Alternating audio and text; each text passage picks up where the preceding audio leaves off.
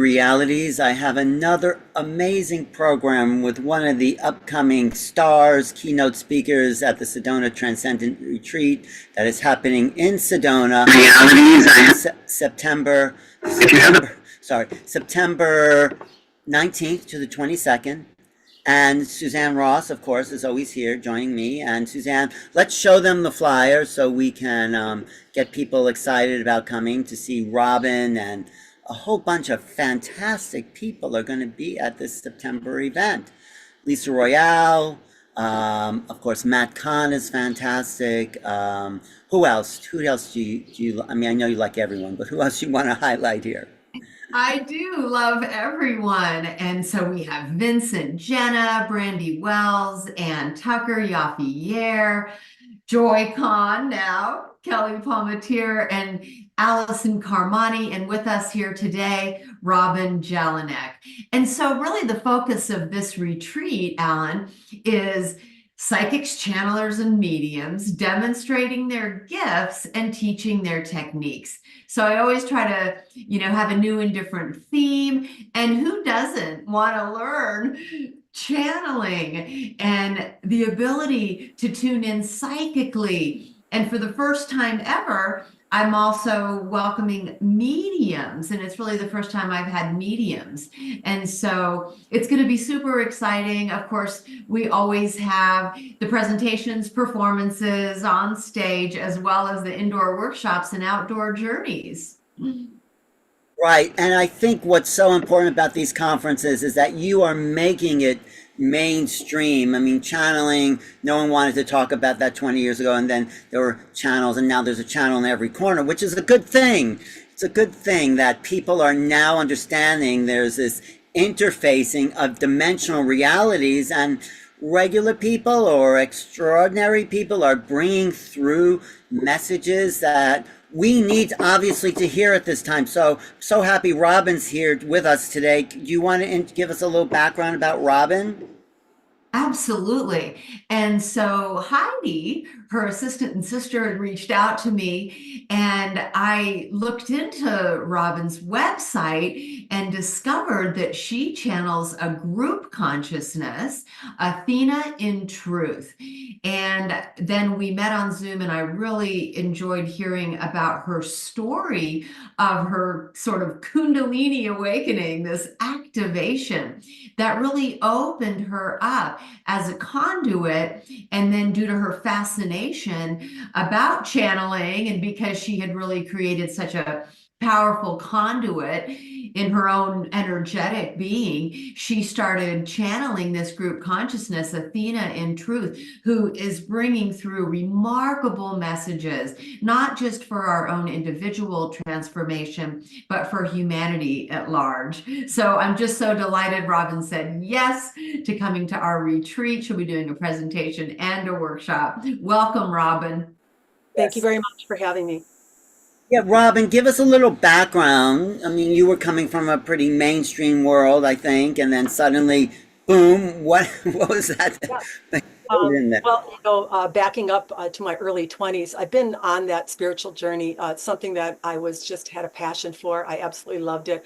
I really understand when people start heading in that direction, why they're so driven the way that they are. Now I understand it even a little bit more clearly. Now that I've gone through all that myself, I understand that when you are on a spiritual pursuit, and one that makes you thirst for knowledge, you can't get enough of it. You can't stop doing it. Sometimes you get sick of it and think you will, but you go back to it, that type of thing. Now I'm understanding that that is actually brought on by that Kundalini energy. That's where the spiritual pursuit is really enacted in a human. And unknowingly to me at the time in my early 20s, that was probably going on in the background a little bit, but I didn't really have a full awareness of it. And during that period of time, we were running a water well business in northern Wisconsin, and I was very busy raising 2 children. But in my free time, I did a lot of reading and different practices related to spirituality that I really enjoyed. And just learned as much as I could.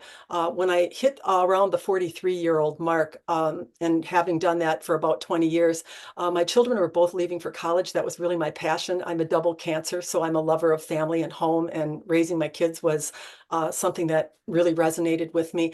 And I went into a period of grief, actually, when they both left. I just wasn't used to not having them in the house, not having the role that I played as a mother kind of evaporated. And I was still working in our business. And then during that time, I kind of stumbled onto a practice, and I say stumbled onto, but I think that it's meant to be. It kind of happened that way, where I started doing some breathing and exercises into my chakras. I was very interested in a lot of the material I had read about, that the chakras hold the keys to the energetic field of a human in how they send and receive what it is that they desire in their life. And then in a short period of time, probably a couple of months of doing that practice, I had what was called a full Kundalini rising. I felt that energy take off at the base of my spine. I had verification of everything that I had ever read and studied about was in fact real, because I was able to feel it for myself. So it was a very confirming moment for me that I was very grateful to have. After that happened, I actually went into what is called the dark night of the soul. I spent about 2 years hating myself, judging, condemning everything that came up. I didn't realize that when that energy got enacted in you, I thought, oh, wow, I had a Kundalini rising. This is great. I'm going to be spiritually awakened. Much to my surprise, it was the beginning of a 20-year journey, and much of it was agony in the beginning, because I didn't really understand. I was seeing all kinds of things that I didn't like in myself, that I had tried to work on as a human to get rid of. I thought that I had to be some type of a spiritual icon, or some person that never did anything wrong. And when I caught myself doing something wrong, I was like policing myself. And so I moved into a lot of condemning and judging of myself, and sometimes of others. I'd see others and think, oh, if they knew this, they wouldn't be doing that type of thing. So at that time, I really wasn't aware of what that energy was doing. It was actually showing me the things that were causing me to disconnect from my source. And it wasn't about being perfect. It was about the judgment and the condemnation that I held towards myself in how I experienced my human experience. Once I got that understanding, I realized that the dark night of soul is something that one can choose. You can actually decide to look at what comes up about yourself, and be very grateful and appreciative that you're actually getting what you're asking for. You're getting, the human is being asked, how do I get connected? And then it starts to say, well, you're doing this, you're doing this, you're doing this, you're thinking this. So everything starts to come to you. And then if you move to condemning and judging, that's where the suffering starts. Once I started to realize that I could start to observe myself in gratitude and in appreciation, in a more joyful state, rather than moving to attaching to what it was that I was experiencing, then things got a lot smoother, and I started to feel much better in my experience. And so I started to realize that there was a different way that I could do this. I didn't have to do it in suffering. Talk about that moment, because I want to really absorb what you said. From struggling, how did things get smoother? What exactly was your internal process about Yeah. that? So I started to recognize that every human really that's coming into this plane in third dimensional reality is kind of contained in those three lower energy centers. It's where there's lack, there's lust, there's not enoughness, there's competing. All of those types of things exist. I'm not saying there aren't any good things, but there is a vast array of negativity that we are exposed to when we think we're in survival mode. And it's what you call the ego. It's actually being contained in the three lower energy centers. And so we want to get rid of it, we want to kill it off. We don't like it. But actually, when you're operating from those three lower energy centers, the ego is very necessary. You do have to effort. You do have to watch. You do have to create in a way that is kind of lackey sometimes, because you don't understand any other way. Your level of consciousness has not yet expanded to the degree where you can create in other ways. You don't know how to do it, basically. Then I realized that the dark night of the soul was entering into fourth dimensional reality, where I started to observe myself. I started to recognize I was the creator of my experience, but I didn't like how I was doing it. I recognized that I was still having some judgments and condemnations of myself. If I would have negativity, I would try to get rid of it as fast as I could. All the while I was growing those entrapments. Those emotional feelings got more persistent within me, because quite honestly, the human doesn't do anything wrong. It feels its experience based upon its lineage, what it's living in the present life, and what it's had in its past. And so there's never a feeling that's wrong. There's never a feeling that needs to be done over or gotten rid of. Once I understood that, I started to view those things a little bit differently. I started to appreciate my human for what it was having to go through, and I had compassion for it and understanding and love. And inadvertently, I connected to the divine part of myself by loving myself. It's about self-love. Self-love is I surrender to the human in the way that it feels in its experience, in its free will. Everyone forgets what free will is. Free will is I can feel any stinking way that I want to. I don't have to change it. I don't have to be different than that I am. And then the source part of me that is unconditional love will match me in my love of myself, and the flow then starts to come to you. You surrendered to the judge, or surrendered the judgment. You surrendered the self self criticism, and then things got smoother. And then though, well, I want to hear about the Kundalini, but also how did you open up to this being Athena, or is she part of you, or how did that? Well, let's talk about that then. How did you open to channeling once you kind of cleared your? Yeah. So, first, really understanding surrendering is one of the things that I think is a little dogmatic, or that has been taught a lot in metaphysics, is that we need to stop negative thinking and that we need to catch it. We need to police ourselves. And that was something that I have learned along my journey is actually detrimental to us. There is nothing going wrong here in this process. Everything is perfectly the way that it should be. You're allowed to feel some negativity. What is negativity? Negativity is the truth that the human holds based upon what its experience has caused it to feel. So when you ask where your money is, and your human starts to think, well, you're not educated, your parents never had any money, you haven't done so well so far, the human is merely coughing up what it has experienced and what is actually preventing the divine from delivering what it has created by that experience. So we don't want to get rid of negativity. We want to have compassion and understanding for ourselves in the way that we've chosen to feel. And you are going to change. You're not going to continue to create negativity. Eventually, as you start to love yourself, you move up in your vibratory level, which matches you to the source.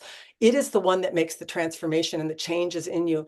You as a human, once you have felt and released what you have felt, you're pretty much done. There's nothing else that you need to do.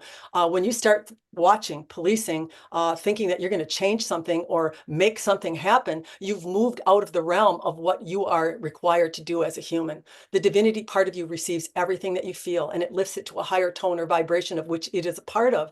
And it immediately culminates an experience that you're going to be very satisfied with, provided you can be satisfied with the way that you felt your experience as a human.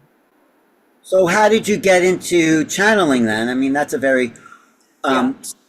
And that's an interesting question. And I think it's one that people that want to become a channel will be quite interested in hearing. I didn't realize it at the time, but what I actually did, I sat down one day a little bit frustrated. I'm not really a meditator, so to speak. I would allow sit time, let's just say that, in a comfortable manner, not really expecting anything or doing anything, not sitting straight. I lay down if I want to. I did whatever I wanted to. I just sat down.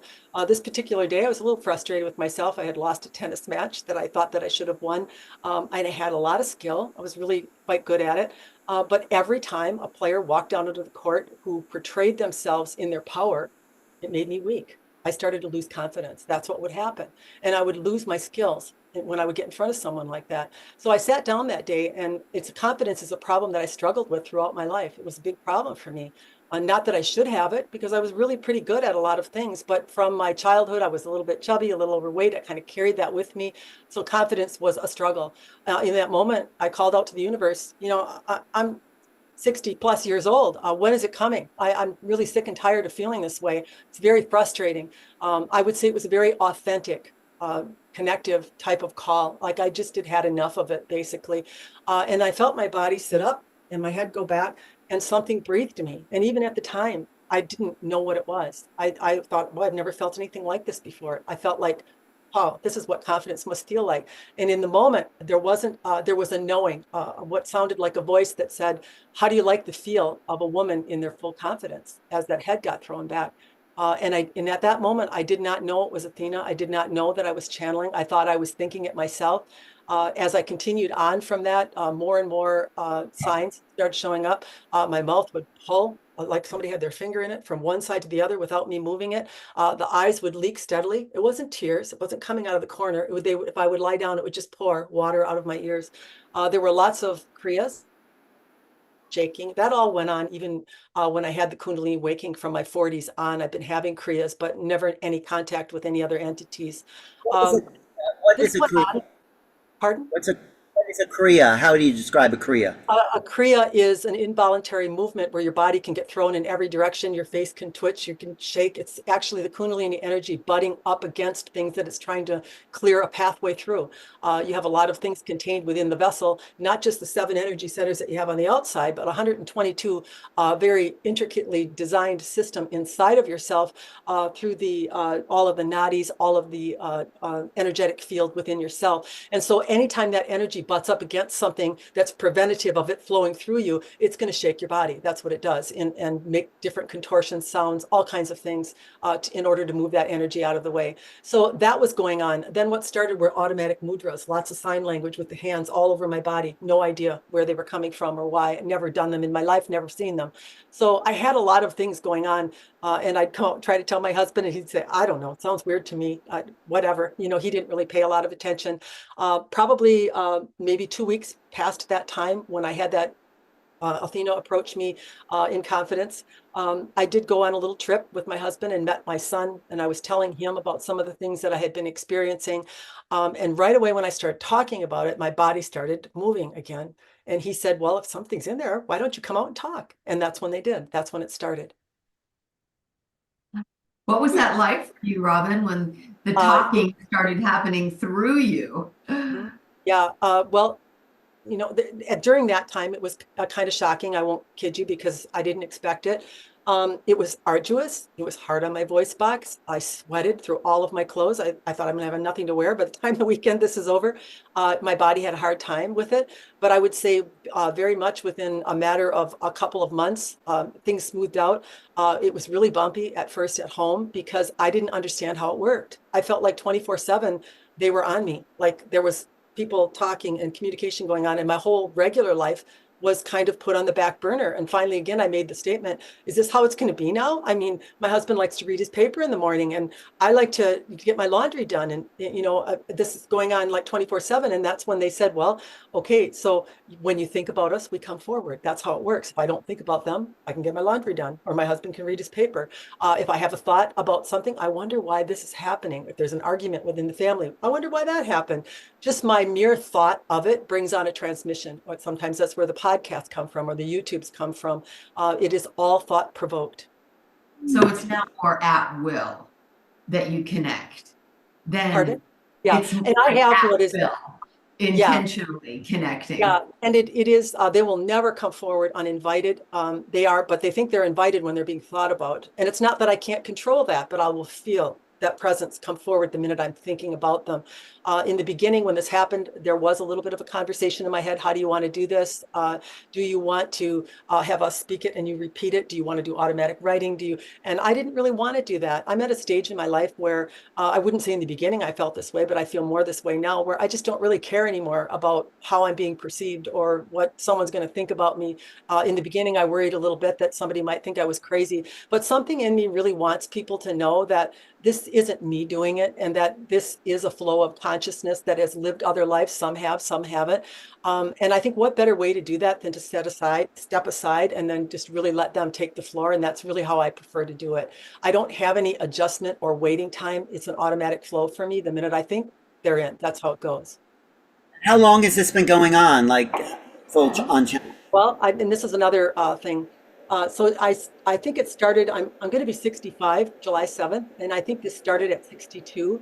And what I'm told is not all channelers have fully activated Kundalini, but those that do move very fast. And that's what I found to be my experience, because that energy is magnetism. It's the energy of creation. That's the same magnetism that is in the universe for planets. And when you get it activated within yourself, it creates opportunity or a lot of attraction of people opening up to you. And that's really been very much my experience. If you would have said that I would be working what I would pretty much deem almost a full-time job at age 65 and a grandmother, I'd say you're out of your mind. There's something about this energy, though, that you can't put it away. You want to serve. You just know there's something inside of you, that there's a reason for it. And so I've never really ever believed up till this happened to me that you could actually do work that didn't feel like work, that you could actually do something that you were very rewarded in, but actually really loved it as you were doing it. So how long has it been then since you first started doing it? It's been 3 years. Only 3 years. So, and has it changed over time as you kind of? So what I'm told is this is an ever-evolving process expansion of the universe and of yourself. As you expand to higher levels of consciousness and you're open to it, and as you desire to have more, more comes. That's actually how it works. So I've noticed an uptick in information, or a gradual unfolding, if you will, during this process. So I would very much say that it is evolving. Yeah. So we'll do some of that, right, Suzanne? But Absolutely. Yeah. who is Athena? I mean, Athena was the Greek goddess, and is that who's coming through you, or is there talk? Well, you have to understand, like if I were to ask you who you are, you would give me your name, but who are you really? Somebody gave you a name, somebody gave her a name. It isn't the way that it is described to me, and like all channelers, there's not a lot of detail given on that. It is I tapped into a stream of consciousness of which confidence was a part of, and which Athena was a part of.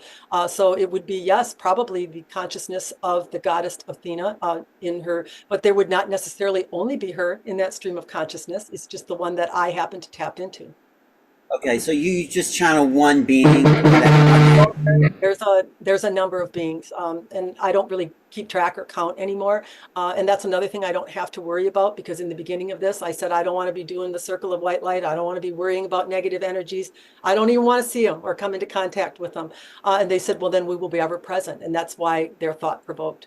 So if another entity is going to enter the group, and they've let me know a couple of times that they've added something or someone to it, that would be by their discretion. I would not have to worry about it. It'd be something that they would consider themselves. You trust them. You just trust. Why do you trust these beings? Because I have a guidance system and I know how I feel when I am doing it. Right. Okay. Anything else, Suzanne, before we start to talk to Athena? Well, Athena will respond to a question and answer type of engagement, right? And so Yep.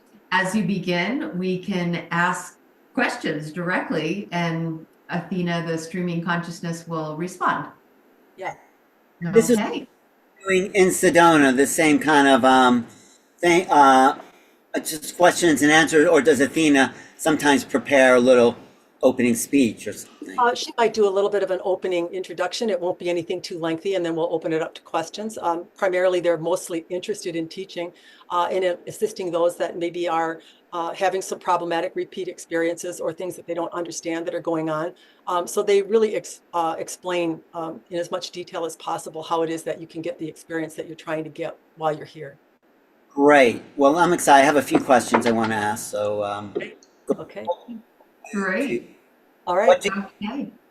you do to get into that state? Here we are. Yeah. What else do we need to do? We are asked and we are present. Yeah. As Robin thinks about us, we enter immediately. We are at her command 24/7. We used to be getting her up in the middle of the night, but she has learned now that all she needs to do is think about us, and then we are entering or present. Yeah. What is it that you would like to talk today that you have curiosity about? What's coming to the world? You're here for a reason at this time, and why is it, and what is going on in your perspective? Yeah, we are here to assist humanity and awaken others to awaken others. That is our main goal or purpose in using Robin. And as she stated to you, the Kundalini energy is absolutely attractive to us. It is bringing people to us who are already spiritually advanced or wondering, let's use that term, on why it is they have not achieved what it is that they want to. We work with clients individually a lot. Yeah, it is not something Robin's going to continue to do for a whole lot longer, but she has done many activations with humans. She has the ability now that her energy has reached the crown, the Kundalini energy, to actually go through a process with a human to assist them to clean out their energy centers and then really understand how they are getting the type of experiences that they are getting. A Kundalini rising, or that energy having the ability to rise, is really something that is natural. It is something that every human will experience at one point in their evolution of their soul. What really happens once that energy is released, you can't let the genie out of the bottle. Yeah, it will travel throughout the entire energetic field, like Robin was talking about. It knows exactly what it's doing. It's a consciousness that has an awareness of where there are things that are held within the vessel that are preventing the soul aspect of itself in expressing through the human. Once this energy makes its way through, a lot of people say, well, how long is it going to take? And we'd say, well, how much is in there? We don't know until we get in there. Yeah. So it's dependent largely on what that human has lived, what they have actually gone through, what's contained within them that is blocking them up a little bit. Yeah. But once that energy makes its way all the way through, and Robin's has now made it to the crown, what will happen is there'll be a very ecstatic feeling, or a euphoria. Let's use that term. If she does any sit time, she moves to that immediately. She is at the point or place now where she can process energy for humanity, not just for herself, like in the beginning, but she can actually do healing of universal energy. Let's use that term. When a human works on themselves or is on a spiritual journey, what they are really doing is they are actually in healing themselves, they're removing some of those energetic entrapments or wounds that are traveling within the field of all of their ancestry. So the work that you do on yourself really matters. Not only does it pull it out of those that you have been related to in your past and will be in your future, but it actually eventually starts to reach all the way out into humanity. So people that activate their Kundalini, and it's primarily Robin's goal, it's what she works with most on clients, is actually going to give more and more individuals the opportunity to do these types of healings. And eventually it's going to reach out into the entire population. This energy carries with it a high vibratory tone, so that those that activate the Kundalini can simply walk around the plane and stimulate the energy centers of those that they are coming into contact with without them even knowing it. It's what's really happening. The earth vibration is rising. You probably are aware of it by all of the teachings that you are hearing. And that vibration isn't leaving anybody behind. As the earth starts to vibrate, it is shaking or rattling the energy centers of all those that are occupying on it. It is why you are seeing the awakening to the rate that you are. Even people that did not believe are going to start to believe, not because they are being forced, not because you're telling them it's the right thing to do, because the energy centers are being stimulated by the vibrational tone that has now entered the plane, you see. That's great. This is good news. I like the tone of your message and how it's being delivered and the positive nature. And not to get too personal, but I find, just for me, I have a stiffness. It's about moving forward, but in my leg, my left leg, it's just suddenly just kind of gotten a little tense. I mean, not now, but over the last couple of weeks, and it's been uncomfortable and painful. It's like a hamstring, and I think it's about moving forward. What do you get when you tune into that?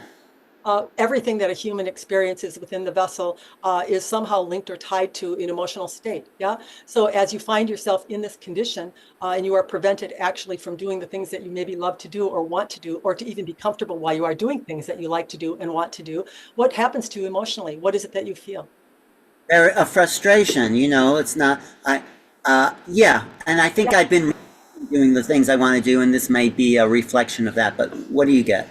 So let us ask you, if we were to depict you as a person that is easily frustrated, how would you like that? No, no, I'm not easily frustrated. This is just, Well, you are frustrated presently with it, aren't you not? presently I'm frustrated, but I'm not easily frustrated. It's kind of something that's come up Have you ever recently. been frustrated in your life prior to this, back in the home that you lived in when you were a child? I have had that, but it's not my chronic state. It's not Not your my, chronic state, but we would tell you that that state that you held as a child, yeah, if it is still in the vessel and you are in a spiritual pursuit or journey, and it is reaching a point where energy is trying to push it out, you're going to get circumstances or situations that are going to reveal an emotion to you that is still trapped within you, that is represented by a condition or a circumstance or a person or a situation that makes you feel that way.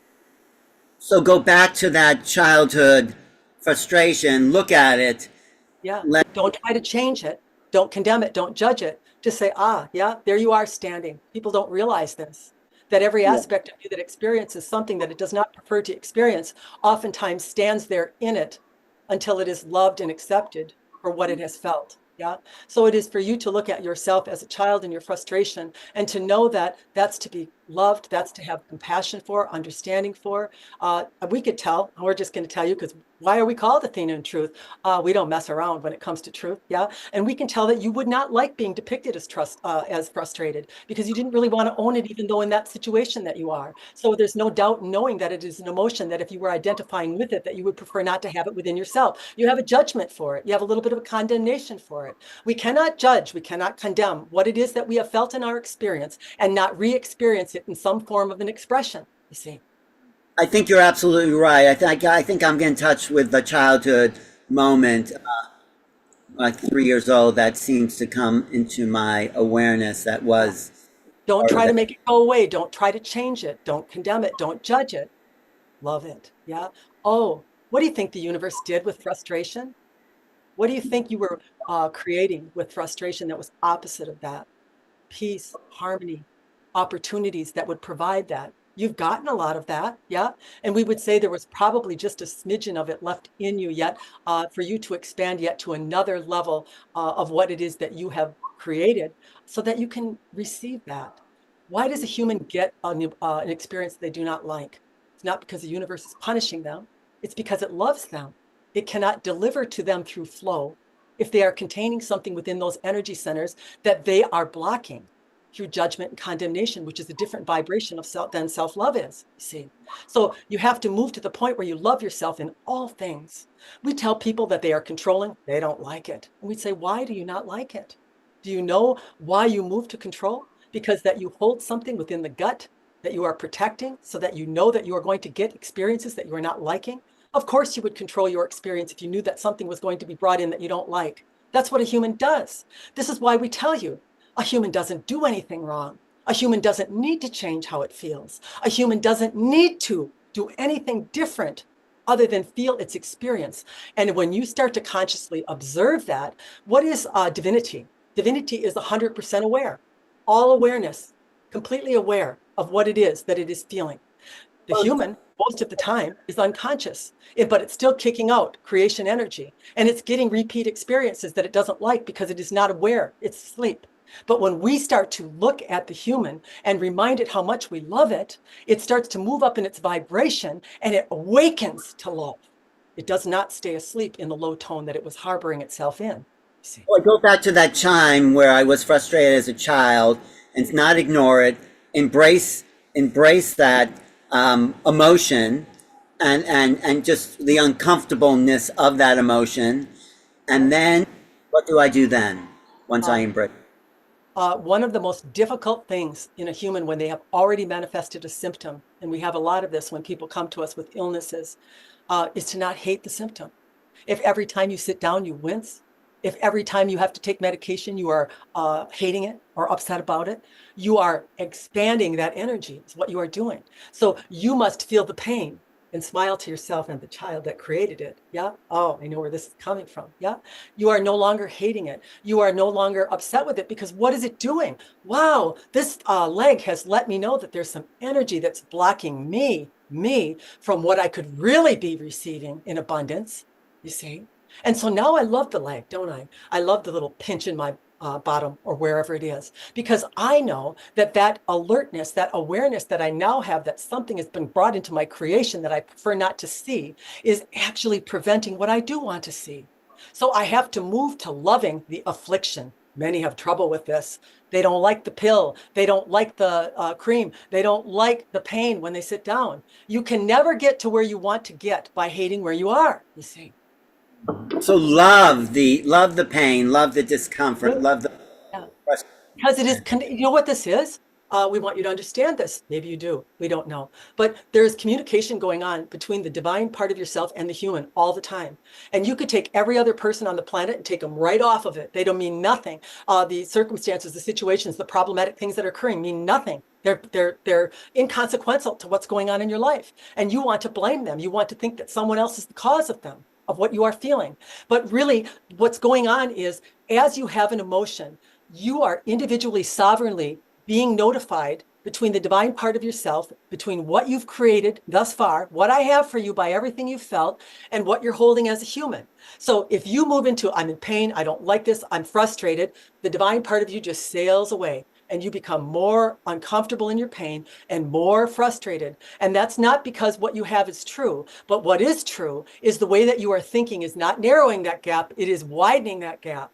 So that communication in every given moment that you are having about yourself is between the divine part of you and the human aspect. The two are in a dance, an intricate dance all the time, feeling and perceiving one another in the way. And it has nothing to do with anything outside of yourself. It's got, I got some things for you, and what you're thinking and doing right now as a human isn't going to allow me to flow them to you.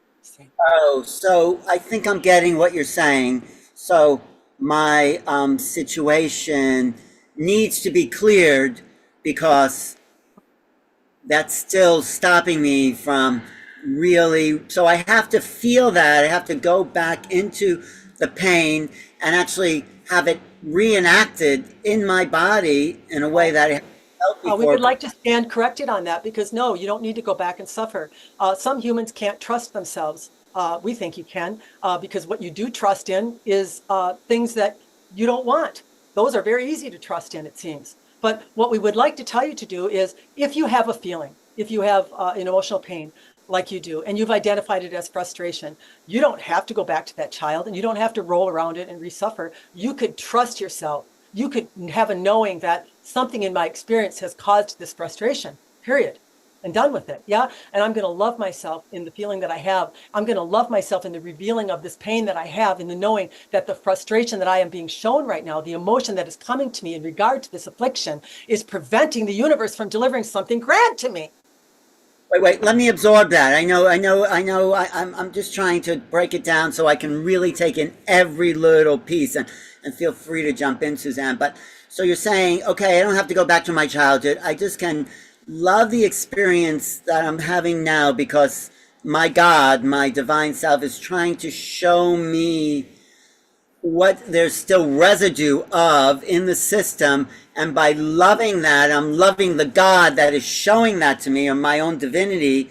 And by doing that, I can see why those situations are now present as a part that was still stuck in the past. Is that something like that? And then inadvertently, you're loving the human experience, aren't you? You're having compassion for yourself in the way that you felt that has created the pain. You're not condemning it. You're not judging it. You're aligning in love. When you align in love, the flow is a natural state. Some people think it's about having a glass of wine or saying a swear word or not being good to every single person that they meet. And we're not going to say that you're going to be a crappy person. That's not what we're saying. But you can't get to be the good person that you want as a human. The divine is the one that makes the changes within you. It comes through flow. You are the one that feels your experience as a human, and then the divine receives you in that feeling, and then it creates a fifth dimensional or a higher level availability, let's use that term, of what it could flow to you to express itself as a human in the form that you really do admire, in the conduct that you really want to have. But when a human tries to police themselves, when they try to make themselves feel different when they do, when they decide that they're not going to do this and they're not going to do that and they're not going to do this, what happens? They end up failing, and then they end up condemning again and judging, and then they go to this low state of self-loathing. That's what actually happens. And that state of self-loathing isn't because it's true, not because they're crap now because they didn't do it right. It's because they tried to do something that is outside of what they have the capability to do. You are meant to feel your experience and release it from the vessel. Let it go out into the universe, and then love yourself in the work that you have done, if you want to call it work, in the feeling that you have expressed, whatever it is, and then let the divine come in and show you the results of what it is that you have felt. Well, that's the key. Go ahead, Susan. Yeah, go ahead. So something that's just coming up for me, Alan, with this, and I would love Athena's perspective on it, is in my counseling, I do spiritual counseling with people. I would do this practice of going to a time in their life when they may have been going through a dark night, or maybe they were abused as a child, and going into that space and hugging the child who was being abused at that time as the adult that they are now. And so kind of what was coming up for me as I was listening to that exchange was that when Alan is then sort of going back into the frustration of that 3-year-old child, loving it, accepting it, is actually in a timeless way healing and loving the child at that time. So you might imagine then that that 3-year-old child in that other timeline is feeling loved and accepted and healed in that timeless moment. It is true, yeah. And it is also a method that can be used, but we would shorten it. We would shorten it to pay attention to how you feel and have compassion for the feeling that is expressed, and you will inadvertently pick up any timeline that is harboring that emotion. Yeah. Thank you for that.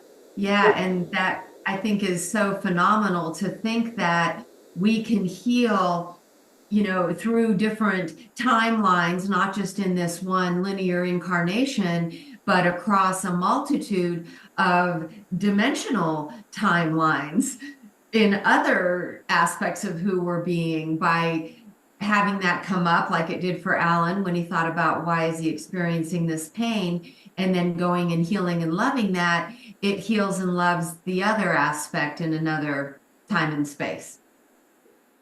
Well, I mean, it actually brings us to another topic that we did a podcast on the other day about practices. People really get attached to their practices. We're not against them, but the big practice that we're pushing is the connection to yourself. Yeah, because through the practice, you give your power away a little bit. You decide that if I do this, this, and this for this amount of days, I start to believe, don't I? I start to perceive that this is going to work for me, that I'm actually going to connect to the divinity part of myself. And that desire that I am building by the things that I am choosing are not actually being brought on by what I'm choosing. They're being brought on by the belief and perception that they're going to work for me. Now, we're not against meditation. We're not against pendulums and the like. And we would say they work. But why do they work? Because you're the driver behind them, you see. I totally agree. And that's where people get stuck in dogma and ritual. And what they're forgetting is their divine self. And so, what I'm being reminded of with this situation is that there's a divine self that wants to tell me something. Would you say that's what you're talking about there? Absolutely. When we do work with clients, what actually happens is through the portal that we have open, or the connection, whatever you want to call it, yeah, that we have made with Robin, we invite the divinity part or aspect of the human that we are moving with to join us in the delivery. So all of the information that is actually transmitted to the client that we are moving with is very connective to them, and it is very likened to them in the energy that they hold. Some of our meetings will be very pungent, yeah, and direct. Others would be very quiet, very soft. Robin didn't understand this at first. She would get a little upset with us. Sometimes we raise our tone. We might yell a little bit. It is not to her liking, because it is not part of her character or who she is as Robin. Yeah.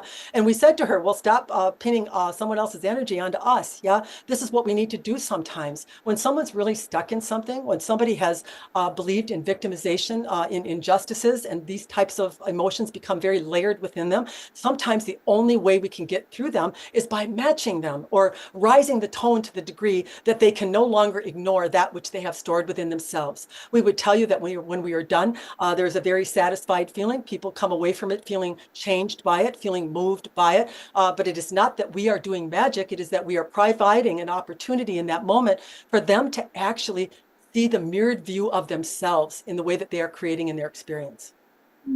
Well, I just want to just review a little bit of what, like, even Suzanne was saying about trauma and child. I mean, so a child has trauma, and they go into, shutdown, and you don't want to love the trauma, or do you want to love it because it's been so awful in a way? But is that the solution, to even love the difficult? I mean, I think you've said it probably. But, Well, yes. in all reality, it is very difficult sometimes for a human to accept that they are the cause of a traumatic experience, that somehow, some way, the way that they have lived their lives, or the part of the lineage that they have adopted into themselves by their own agreement to it, we would add, that they are actually having something unfold in their experience that they don't like the feel of. A human, in order to heal, has to become accountable. They have to understand how they create and how it is that they have gotten themselves. We get letter after letter. We have done recordings with different people complaining about children having certain afflictions and things that are happening, wars, all of the like, and the horribleness of it. Yeah, we're not here to determine right and wrong, or whether something is horrible or not horrible. But what we are here to say is that there is nothing gone wrong here, and that this is an attractive universe that you are a part of, and that everyone is getting exactly something that is a match to them in the way that they like or dislike. And that's just the way that it is. Yeah, we think it is a good way to be, because once one really understands how it is that they create, they can make some modifications in the way that they adjust themselves, that they can actually start to get the experiences that they want. They don't need to be experiencing injustices or things that make them feel as though they are victimized. But if they believe in victimization, if they believe that they somehow have been treated unfairly, they are never going to be able to move out of the state that they find themselves in. Right, but there's whole parts of the world that are being victimized, and wars, and children born into situations. Would you say, on a soul level, they need to be accountable for those experiences? Because that's been a big controversy in the spiritual community. Absolutely. The moment that you are sitting in right now, the way that you are thinking and feeling is projecting out future lifetimes, things that you will experience that will be coming to you based upon how you're perceiving the reality that you're now living in. Now you have the present moment where you could decide to perceive differently and therefore project out something that would be different, and you would no longer match the tone of what it was that you were sending out. That's a possibility. But we would tell you that each and every one of those individuals that are suffering have projected out a future reality that has provided that opportunity to them. Notice we said opportunity. Some people aren't going to like that, are they? But every thing in the divine part of you is looked at as opportunity. There's no right and wrong. There's no good and bad. That belongs to the earth plane and people that are living on it. But we would tell you that everything is unfolding exactly as it should be, and that every single thing that is happening, including your Hitler, is being received by the divine part of them and being raised. It is actually creating more positive energy in the world. So it matters not how you want to view it. That's just the way that it is, you see. So what is the solution to end wars? I mean, I guess it comes down to personal, but what would you suggest? The solution to ending wars is when a human stops believing in the negativity that they are viewing. Pretty hard to do it when you are viewing it. It's kind of like you looking at your leg and saying it doesn't hurt when it hurts, you see. But until enough people start to align not in fear, there are many that are aligning in fear. Watch some of the channelers that are going on some of these shows. They bring with them a bag of watch out, look what's coming this year, all of this dread that is coming ahead of them. We would tell you that if someone had predicted your COVID to the level that it was going to be before they had ever experienced it, there would have been great hysteria. There would have been, how are we going to live through that? But somehow you were able to navigate it, weren't you? You got through it because humans can do that, you see. And we're going to tell you that there's nothing coming. There's nothing going to happen that you are not going to be able to navigate or find your way through, and that you have the ability through this golden focus that you have to pick and choose how you want to feel. You cannot continue to look at wars in the pity, in the disgust, in the wish that they weren't there, and not join those that are creating them. You have to look out into the world and know that the divine part of those that have committed themselves to those ways of living have actually created a new reality. The new earth already stands there. It's already waiting. It's already been created. You keep looking at what's happening and you keep recreating it over and over, and the universe doesn't mind because it's making a better one and a better one and a better one and a better one. But at some point, as this vibration rises to the point that it is now, and it will be coming, and this is what is actually what we're projecting in the next few years, is that vibration is going to rise to the point where the new earth starts to enter, and we actually start to see the love state that we have actually created by suffering, and that there's going to be a great change, and it's not going to be in the horrific ways that you are seeing presently. So what will it take for that to happen? What do we need to do? I mean, I guess you've been saying it, but what do you think? Each and every person in their connective state, in their love state, that can put their focus on the direction that they prefer and stop looking at a reality that they don't prefer as the truth. What is truth? What you perceive and what you believe in and what you add your focus to creates. So as you turn those news channels on, and as you continue in conversations that are negative, you are the creator of more suffering. You must decide, take a stand, move to alignment, love, and have compassion and understanding for what is being created by those that are suffering, of course. We're not standing not in compassion, but we also want you to stand in power of the creative value that you have when you connect in love. You can't connect to love in pity. You can't connect to love in dread. You can't connect to love in the dislike of all these things that you are seeing. You cannot bring in the new earth in that energy. So you are to be happy in the life that you are in. Be the example of joy that you can be. Be in the most connective place that you can. And know that love flow trumps all negativity, and that we do not need the whole plane to move to that state. That there can be small numbers that are in a very connective state that can influence large masses of those that are not, you see. Beautiful. So talk about the new world that's coming very soon. I mean, not to avoid the situations here because we have to deal with it, but what do you see in the bigger picture? Well, all you have to do is look at your negative picture. The pollution will be gone because it is not wanted. The racism will be gone because it is not wanted. Disparity will be gone because it is not wanted, you see. You are the creators of it. Do you think I am the predictor, or we are the predictors of the new world that is coming? You have done it. You have done it, you see. Beautiful. Isn't that, Suzanne? Isn't that a great message? I mean, I think that's why you're doing your Transcendence Retreat, because this is the message. And it's not always an easy message that Athena is giving us, but it's an important message because there are hard truths that we have to deal with as a population, and as so-called spiritual, we have to look at the real world situation. Let's talk about righteousness for a moment, because righteousness is the creator of a lot of this. Yeah. Those that look at people that are racist and call them out and throw things at them and hate them, they are righteous. They are hating themselves and are not recognizing it, you see. And we want you to know that many of the people that move in the directions that they do it because they want to be viewed in a particular way or stance. And we would tell you that is not an authentic way to be, you see. What is an authentic? Oh, go ahead. Go ahead. I like how you talked about, Athena mentioned the opportunities.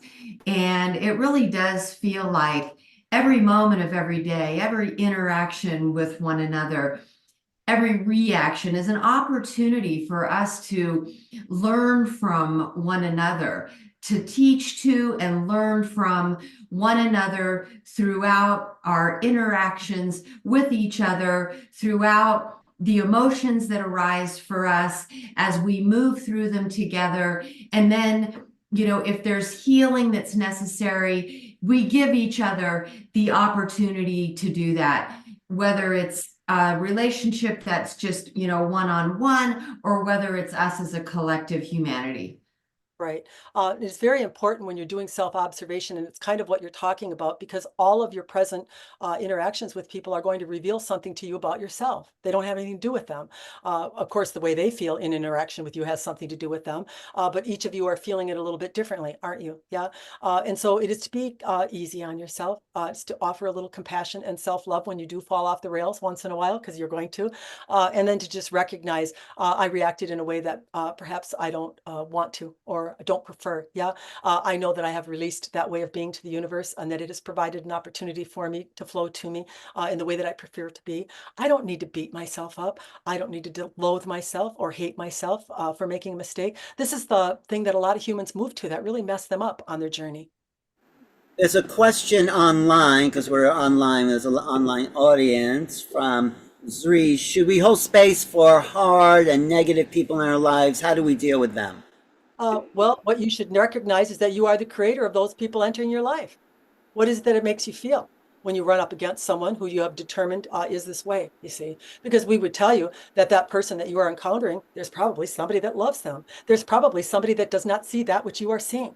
So what is it you are seeing? And how is it making you feel? And that would be the wound within you that you need to tend to. You don't need to protect yourself. The universe will do that for you. All you have to do is determine how you feel by what is coming before you and take accountability for it, and then make a correction, you see. She would not, or he, whoever it is, yeah, would not be encountering people that were distasteful unless they had some type of an emotional response to that is already active within them, you see. Another question here is interesting. I wouldn't have thought of this myself, but what is music used for? Why does it exist in the world, music? Music is vibration. It has a tone or a resonance. Let's use that term. Yeah. And now that you have brought it up, music is similar to art. You would probably be surprised that art has a tone or a resonance. And the resonance that art holds is actually perpetrated by the creator of it. So it is why some people can buy a piece of artwork that some would say, I wouldn't hang that on my wall. Why did they buy it? And others cannot leave the place without getting it. It's because it aligns to them in the vibration or energy that it is carrying from that one that produced it. So music is a little bit that way. Some of the people that produce the music, that will be entering into it. But it would also be the vibrational tones actually hold resonance. So a question I have, and if you have another question, Suzanne, I'll just ask this one. I think what you're hinting at maybe is like ultimately our ultimate mission or goal as incarnational being is to merge with the divine, is for, let's say, Robin to merge with Athena. Would you think that's true and real? Well, you don't have to be a channeler to merge with the divine. When the Kundalini energy becomes activated and it travels throughout the system and it reaches the crown, you will gain access to the soul aspect of yourself. So you will be actually channeling this higher connective part of yourself. It's one of the reasons now, Robin's not a public speaker, yeah, but she has gotten much better at it, because as her energy is reaching the crown, she gets the same flow that she does when we're channeling through her. So she has two things going on. She has fully activated Kundalini, which creates a resonance within herself so that she can speak or channel at a very fluid rate as Robin without channeling. That's channeling herself. And then there is the opportunity to channel other different or higher levels of consciousness based upon what she can hold within herself. What can she believe? We would tell you that when she does her Q&A, she does a monthly Q&A that people are members of. Twice a month, they get written transmissions. So sometimes she reads them and she's jaw dropped. She feels they're better than her channeling state. That's because the energy of Shiva often does the written transmissions, and therefore it's a higher level of consciousness that comes through. Why is he doing that? Well, because when she steps aside, when she sits down to write, it's very much further away from her. She's able to be more disconnected from it and therefore allow the transmission of a higher level of energy, you see. Oh, that's good. Someone asks about their addiction. How do you deal with addictive patterns, habits, behaviors? You might be surprised at our take on addictions. We want you to love them. We want you to understand that you have chosen a tool to somehow make yourself feel better when you are suffering. There is no way that you can condemn something, hate something, judge something within yourself that you are using to make yourself feel better and move to a better feeling place. There's no way you can do it. We want you to look at the days that you overdid it and smile to yourself and how good it made you feel. We want you to accept that you were vulnerable, to accept that you needed help, to accept that this was a tool that was offered to you. See, as you do this, you will start to feel your addiction diminish. You will actually start to feel your particular taste for it not be as great. It is the denial of what one is calling for in their own suffering that is actually increasing that desire for that addiction, you see. So we have told people, if you are having a treatment, do not hate your treatment. Take the last drops that are in the bag and rub them all over your body in the gratitude for having the opportunity to use something to make yourself feel better. There's no way you can get a result as you condemn something that you are going to want to get, you see. That's great. Suzanne, anything? I could go on and on with Athena. It's very, Yeah. I think these messages are just so valuable for all of us, again, individually and collectively. And I just feel like this experience in duality, where we have the opportunity to learn and grow from one another, where we have the opportunity to co-create with one another. I get this concept of projecting each other in order to benefit one another, no matter what that might look like, is such a beautiful opportunity of this self and other reality that we have been gifted with. right. Good. I guess, okay, that's a good way to say it. I just have to go back to what I was dealing with originally because I'm not quite getting, because I think, the personality is in the way of what the God is showing. And so loving the frustration or loving the pain. Let's stop you for a moment because we will tell you what you are struggling with. Belief. Yeah. And so now you are to go to your human. You don't believe it's possible. We're not saying consciously that I could hold something from a child at the age of 3 and have it be affecting my leg today at the age that I'm at. Yeah. And so you are to love your human even in its persistence. Let's use that. To not let go, to not believe. You can say to the human, you don't have to believe. You don't have to think that healing an emotion is going to heal your life. You don't have to, because I have already healed it for you, you see. The divine part contains a leg with no pain. And you can hang on to any stinky thing you want as a human. Did you know that? As long as you love the human and what it feels. And we are really glad that you brought this point up, because there are many people that lack belief. They lack the ability to accept their own power. They lack the ability to know, to be clear. And that's okay if you allow it, but it's not okay if you condemn it. So if you find yourself in a situation that you're trying to force yourself to believe, you're trying to muscle the human again, aren't you? You're trying to make it do something that it's not capable of doing, because it is a picker, a chooser, a feeler of emotion. And once it is done, that is done. Why would you ask it to try to give something up that it is not yet ready to give up? All you need to do is accept anything that you feel and love the human in what it is sending, and know that the divinity part of you, it has received it the moment that you have felt it, and that the good feeling that you are wanting, it will be shortcoming, provided that you can love the human in everything that it has felt in its experience. So that's really the part. I mean, I do believe what happened as a child can definitely affect me now, but the loving the current situation, I guess that's what you just have to do it the best we can, is really what they're. My human can't do that right now. It Well, doesn't. Human doesn't love it. And you can say to the human, you don't love that. You don't like it at all. It's an inconvenience. It's frustrating. Do you see what I'm doing right now? I'm loving that human, aren't I? I'm aligning to it. I'm saying, I like what you're doing. I love what you're doing. I'm accepting what you're doing. I let you have your free will. I love you in it unconditionally. I don't care. That's what I'm saying as the divine. And so the human starts to feel that. And the trickle of that energy starts to enter that field. And it shakes that negativity right out of there. Because I'm loving the human, I'm loving what the God, the divine is doing to the human, I'm loving what the human is feeling and the resistance of the human, and then I'm also loving now a little more this interchange between the divine and the human, because you know what's really key here is feeling. So you're always feeling that human, everything. But that's a weight. But normally the human's feeling, and it's become the feeling. It doesn't realize that that's a creative avenue. And so now you're viewing consciously with the divinity part of yourself.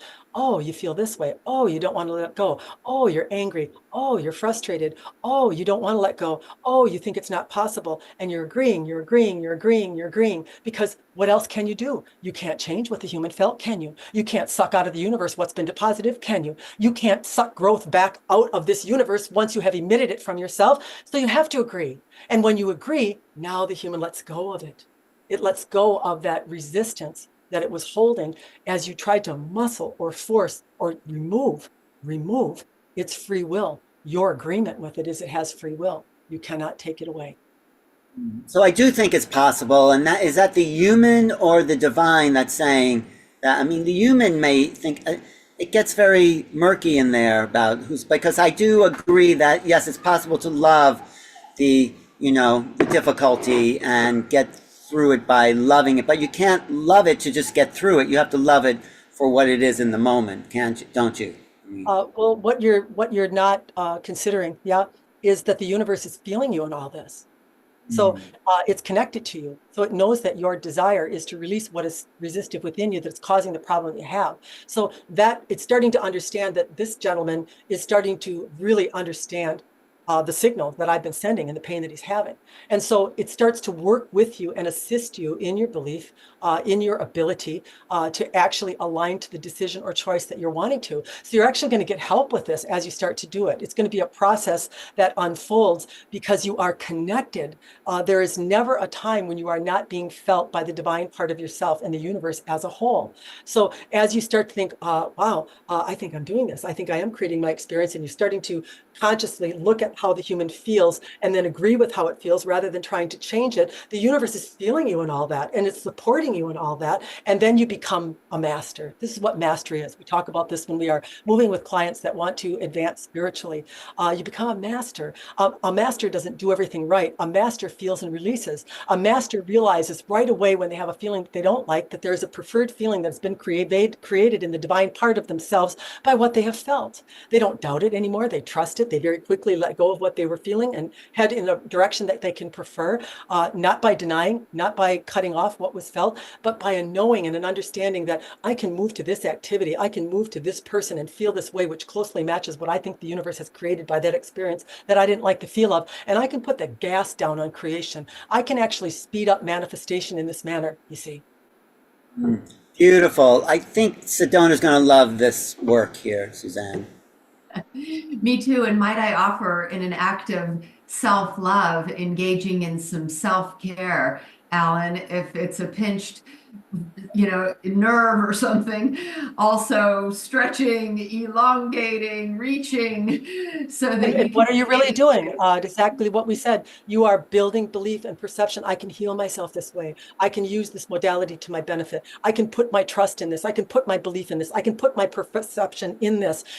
Humans don't understand that reality doesn't exist. What really exists is your desire to create. That's what exists. Yeah. And so if you want to create wellness, use any damn tool you want to. We're behind it because that builds your persistent belief and perception, which actually will bring you the result that you want into form. This is how form is formed, you see.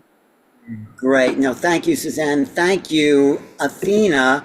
I mean, there's probably a lot that, you're in your, I would say, early stages of presence here on the planet. I think there's a lot of teachings that are going to come as a result of Robin and you working together, this consciousness coming together, because feels like there's a lot you have that you have yet to say because you're just helping people at the level they're at. And I feel there's so much more. Is that true, or it's just all in the moment? Absolutely. We have told Robin from the beginning how it's going to go. Actually, the first year that we entered the plane with her, we said, we're going to work on your family. That's what we did. Yeah. Was not a pleasant time for her. Yeah. Her children are very open, very believing, but she moved through a number of problematic things or entrapments. And we actually did the work on the family first. That's what we spent most of the first year doing. And it's actually what we told her we were going to do, because we want this to be a very smooth, harmonious transition. That for us coming into her life. She's very close with her children and her husband. So she has this tight-knit unit around her that is very satisfying. But that's what we told her before we even started, and it's exactly what unfolded. We have told her we're going to move at a rapid rate, and we are, and we have. Yep. Well, Suzanne, you got a great choice here bringing this to the conference. I really do think the audience is going to love this because it's, a lot of channelings. For me personally, it's like, it's not as concrete and real, I feel, as what we're working with this personal upfront. I mean, they're all great and everyone adds something. But I think for me, this really is tangible in a way that I feel some of the others aren't. That's just my opinion. What do you think, Suzanne? I always feel like spirit orchestrates exactly who is meant to be present during these conferences. And it's very intuitive as well, who I feel aligned with or who feels resonant with a particular event. And then it's not just the individual, it's the collective of who is going to be there, creating this perfect symphonic blend. And so, yes, I am so pleased that Robin and Athena are both going to be there in both the physical and spiritual and the human and the divine. And, that's what it's all about. This idea of transcendence is grounding and expanding as a human and divine being. Yeah. And it is beautiful. Yes, go ahead, Athena. Yes. In the beginning, you asked us what our intention was or why it is that we have entered. Yeah? You're going to find it kind of funny, but it's a call for common sense. That's what it boils down to. Many humans have lost the ability to have common sense or an understanding that is has meaning or purpose. Let's use that term. So that is one of the things that we feel is attractive about us, perhaps, is that people are resonating with something that has been lost, that they are wanting to recover. Yeah? And do you have like a final message for this, particular broadcast? Unless you have more questions, Suzanne, because I don't want to. So do you have like something people can take home with us? I mean, they're probably watching this from home, but yes. It is our desire to make the life that you're living one that you want to live in. Yeah. We are not particularly interested in discussions that go outside of the realm of teaching you to achieve that. We have dabbled in other areas when questioned, but we would prefer that questions were kept at a level of where you're having a problem in your life, where you would like to expand more. Perhaps there's a spiritual aspect to you that you have not fully satisfied, or a level that you've not gotten to that you are curious about. So much of what we have talked today is completely and 100% in alignment with what it is our desire to do is on the plane at this time. It is ever changing, and it is going to change. And Robin doesn't really know exactly everything that's going to happen. She's actually learned to take it as it comes. Yeah. But once in a while, we'll leak out to her a little bit of what's coming in order so that she can trust and know that what she heard is in fact correct. Many people don't understand that a channeler sometimes doesn't get a lot of benefit from channeling themselves. They do have some of the vibrations start to enter their plane by being in the channeling state. We would definitely say that occurs. And much of the study she did on her own as Robin, so she did have a great background or understanding of knowledge and wisdom when it came to spiritual development. So she did have that, but she can't ask questions like you are asking because her consciousness gets removed. If she is listening for the answer, guess what? Her consciousness is no longer removed, so she cannot get the answer. She'll run outside and say to her husband, why don't you ask him something? I can't seem to get the answer. He'll ask and she'll start listening. And once again, we cannot occupy the same time she is. This is the way she likes it. She likes to be out of it. She wants it to be precise and clear. And that's that's the only way that it can be done. So just a little bit of a clarification there, or an understanding of how the channeling works, as far as for Robin does in her experience. Great. Wow, this has been really good. And this is perfect with everyone else you have coming, because it's another little piece there, Suzanne, of what the divine consciousness is bringing to the planet at this time. Thank you, Athena. Do you channel through anyone else? Or no? Well, you would have to ask anyone else if they were channeling us, wouldn't you? Okay, never mind. Thank you. I really like the audience interaction opportunity, Alan and Robin, that we have experienced, like with Darryl Anka and Bashar at our other conference. Like, the audience really appreciates the opportunity to ask questions and get answers from this universal consciousness. And so that's very exciting. And I'm sure that the people who attend will really be looking forward to that. And so thank you. Well, thank you. And actually, what I really love to do, I love my monthly Q&A, and I really feel like the universe guides you in a direction that is satisfying for you. So I'm thinking the live Q&A is probably going to be a lot like that. I do that on Zoom. A number of people show up in person. Some people email their questions in, but it's something I really look forward to and I really actually like. And that's been one thing on my journey that I've had to pay attention to, because believe it or not, there are certain things that you prefer not to do as a channeler. Like the 90-minute sessions often run 2 hours. They're great benefit to people, but they're very hard on me personally. And I was doing sometimes 2 of those a day, which I'd end up 4 hours in front of the computer. And I've had to cut that back. I've had to do those only by request or appointment only, because that was primarily most of the sessions I was doing were those activations, and people really did get a lot out of them. So I've moved to doing those 20 people at a time, more into a group thing where I can cover more people at one time, and not do so many one-on-one privates that way. I'm still doing the privates because they're so beneficial, and I don't mind them yet. I know a lot of channelers end up kind of leaving that behind because they get busy with other things. But so presently, that's kind of where I'm at with it. Now, did you remember anything that you just said or came through you? Do you have as Robin, but no, not the channeling part of it is very like, if I would wake up from a dream and I think I should get up right now and write that down, and then I think, oh, I'm too tired, I don't want to. In the morning, it's gone. The channeling is probably within 5 to 6 minutes. It just gradually dissipates to the degree where I get a client a second and third time and have a very difficult time even remembering them facially or personally. It really wipes my memory out. Well, I think it was excellent channeling. I've been around channeling a long time. I really appreciate the intensity and the directness and the love. I think there was a lot of love that really is projected here for people to love their own divinity with. So thank you. And the workshop that sorry, Robin, the workshop that you'll be teaching is the Kundalini Awakening, an invitation to Kundalini Awakening. And that's how you really started to bring through the universal consciousness. And so that's exciting to be able to sign up for that and experience that process, which was so effective for you. Yeah, I actually take them through the exact practice that I used. And once again, I want to make it clear, it's not necessarily the practice that you choose, it's more of a tool that you're using. However, it's one that worked very well for me. So it is something that I do use when I do activations with people. And basically, we do go through each one of the energy centers and kind of give them an understanding of what it is that might have occurred in their life that could cause energy to be stuck in certain centers that's creating in their experience. So it's kind of a process Heidi and I do together that we go through, that we've gotten pretty good at because we do it twice a month now.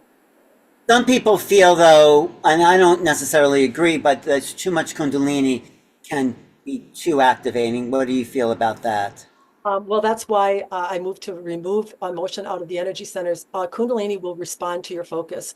If you want it really bad and you have a lot of negativity within you, you're going to have a whole lot of shit coming up. Like, it's going to be very volatile and uncomfortable in your experience. So what I moved to do is to remove as much energy through the love of self, teaching them the practice that we went through, even with you on your leg, in all areas of their life, to try to lighten that load so that when the Kundalini does rise, because it's their focus, they're going to find a way to do it one way or another. And I prefer to try to give them the tools for that it can be less painful for them. Right. But it can be painful on the rise. I can attest to that. I actually went through that. It can be emotionally disturbing and really interrupt your life. You can lose joy in a lot of things, like going on vacation, going out for dinner, different friendships, like the whole life just goes flat for a while. And it's to really, so it's really a preparatory understanding that they get during these activations, that they understand that this isn't all lollipops and roses everywhere, that you are doing this to serve humanity. You're going to be, by that energy, you're going to be driven into some type of a line of work or focus of healing on some level. And you're not just doing it for your own gain. You're not doing it for money. There have been people that have done that. They can. The Kundalini energy does not discriminate. You are the creator of your experience. And if you want to raise that energy to create great magnitude, look at many of the people that have run these cults. That's what they've actually done. Many of them have fully activated Kundalini. They have the ability to suck people in and make them believe everything that they're saying. So it's just to have that understanding that that's not my intention. My intention is to bring people that want to do well for the humanity and want to help. But there are people who do it for their own means. Absolutely. Right, but we're doing it for a bigger picture, and that's what really this whole conference is about. So see Robin and Athena at the Sedona Transcendence Retreat, September 19th to the 22nd, 2024 in Sedona. Get tickets at SedonaTranscendenceRetreat.com. And is it retreat or retreats? Retreats, right? Yes. And I think this is going to be a fantastic conference, Suzanne. You really have some great people there. So thank you. Thank you, Alan. Thank you. So Yeah, I really look forward to it. Come one, come all to glorious vortex of Sedona for the Sedona Transcendence Retreat. Thank you so much, Robin and Alan. Yes. The Kundalini workshop. Maybe I will show up there. I'll let you know, Suzanne. Awesome.